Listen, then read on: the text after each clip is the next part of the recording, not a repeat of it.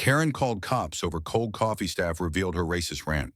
The coffee shop was a sanctuary, a place where the aroma of roasted beans and the hum of conversation wrapped you in warmth. But on that sticky July afternoon, Karen stormed in like a hurricane, her designer sunglasses perched atop her head, her voice already slicing through the air before the door even closed.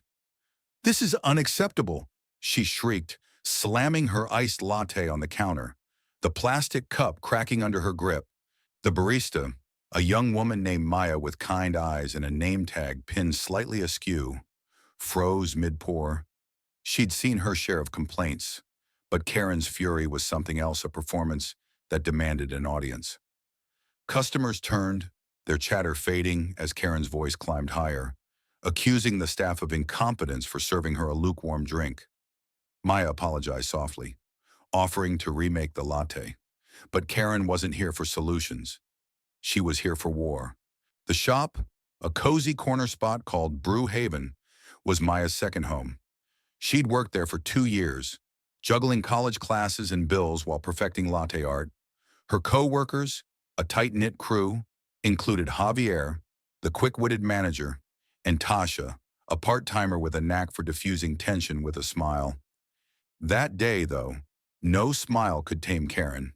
She leaned over the counter, her manicured nails tapping aggressively, and demanded to speak to someone who actually knows how to run a business. Javier stepped forward, calm but firm, explaining that the drink was made to standard. Karen's eyes narrowed.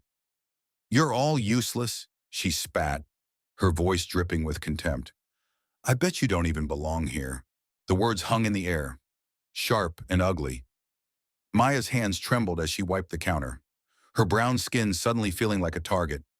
Javier's jaw tightened, and Tasha, who'd been restocking pastries, stopped dead. Customers shifted uncomfortably, some pulling out phones to record. Karen didn't care. She was in her element, her voice growing louder as she ranted about lazy workers and standards slipping because of people like you.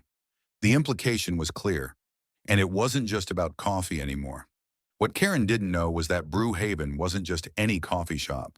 It was a community hub, a place where locals came to feel seen, not judged.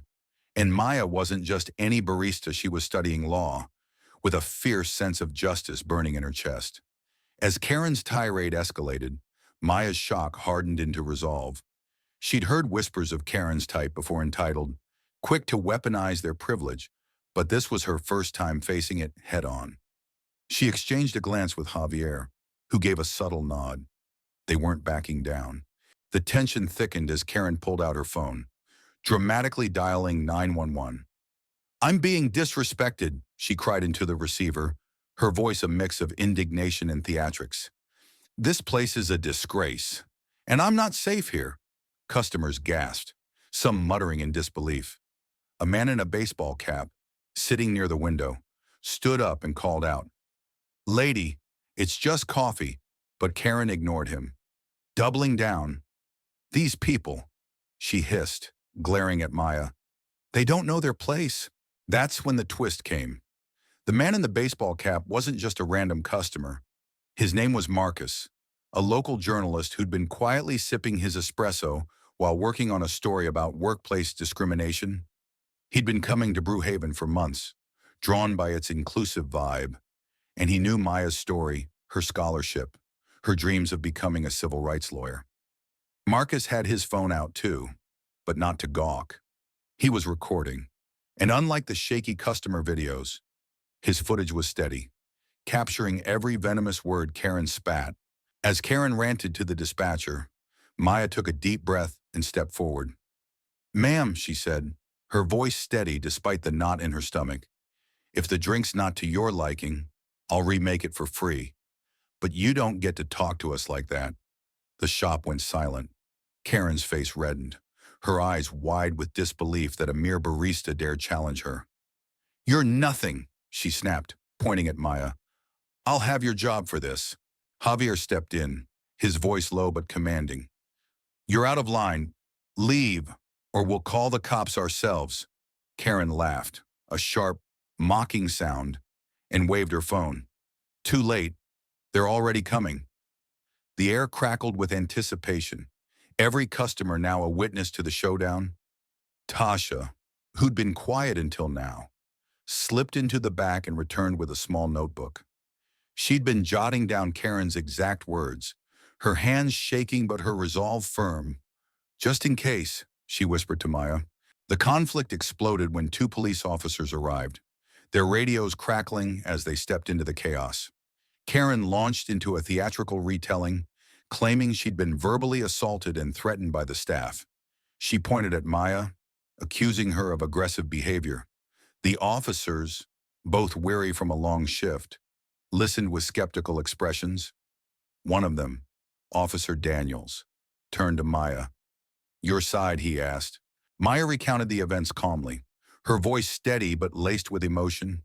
She described Karen's insults, the racial undertones, the refusal to accept a simple fix. Javier backed her up, and Tasha handed over her notebook. The pages filled with Karen's verbatim rant. Customers chimed in too, their voices overlapping in support of the staff. "She was out of control," said an elderly woman in the corner. "Called them names she had no right to use," added a college student. Then Marcus stood up. "I've got it all on video," he said, holding up his phone. The officers raised their eyebrows as he played the footage. Karen's voice blared through the speaker, her words uglier with every replay. "People like you don't belong here." The shop went quiet again. The weight of her prejudice laid bare. Karen's confidence faltered, her face paling as she realized she'd been caught. The officers exchanged a look. "Ma'am," Officer Daniels said to Karen, "you called us over a cold coffee." Karen stammered, trying to pivot, but the evidence was undeniable. The second officer, a woman named Officer Lee, turned to Maya. "You want to press charges for harassment?" she asked. Maya hesitated, her heart pounding. She didn't want to escalate, but she also didn't want Karen to walk away unscathed. "I just want her to leave," she said finally, "and to never come back." Karen's humiliation was swift. The officers escorted her out, her protest growing weaker as the door closed behind her. The shop erupted in applause, but Maya didn't smile. She felt drained, the weight of Karen's words still lingering. Javier put a hand on her shoulder. "You handled that like a pro," he said. Tasha hugged her, whispering, "We've got your back." But the story didn't end there. Marcus's video went viral that evening, posted on X with the caption, "Karen calls cops over cold coffee, exposes her own racism." The internet exploded, with thousands sharing and commenting. Brewhaven's social media page was flooded with support, customers praising Maya's composure and the staff's unity. Local news picked up the story, and Marcus wrote a feature on workplace harassment, dedicating it to Maya's courage. Karen, meanwhile, faced the consequences of her actions. Her employer, a corporate law firm, issued a statement distancing themselves from her behavior after the video spread. By the next day, she'd been placed on leave, her professional reputation in tatters. Neighbors who recognized her from the footage began whispering, and her social media accounts went silent, overwhelmed by backlash. The cold coffee she'd raged about became a symbol of her unraveling, a small complaint that exposed a much uglier truth. Back at Brewhaven, Maya returned to work the next day, greeted by a line of customers longer than ever. Some brought flowers, others left tips with notes of encouragement. A regular, an older man named Mr. Thompson, handed her a card that read, "Keep shining, Maya, you're going places." She tucked it into her pocket, a reminder that she was more than Karen's words could ever define. The shop thrived, its community stronger than ever. Maya used the experience to fuel her studies, channeling her anger into a passion for justice. Karen's outburst, meant to belittle, had instead lifted Maya up, proving that truth and dignity could outshine even the loudest tantrums. What do you think? Was Maya right to stand her ground? Or should she have let it go? Should Karen's punishment have been harsher? Or was public exposure enough? Share your thoughts. Let's talk about what's right and wrong here.